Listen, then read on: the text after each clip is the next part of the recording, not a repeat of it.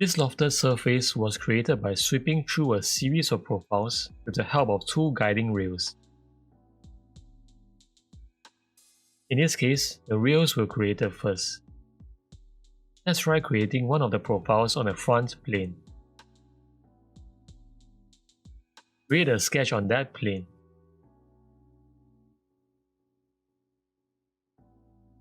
I want to create an arc that will grab onto these two rails. If I start the arc tool, you can see that we are not able to snap to the rails. Let's try using the project tool to create two snap points. Go to Create, Project Include, Project, or just press P. This clearly does not work as it projects the entire spline onto the plane.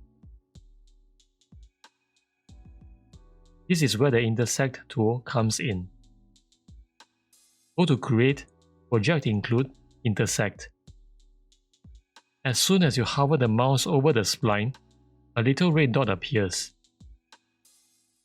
This is the point where the splines and the front plane intersect. Just pick on them. Now you have 2 points on which to snap to the arc.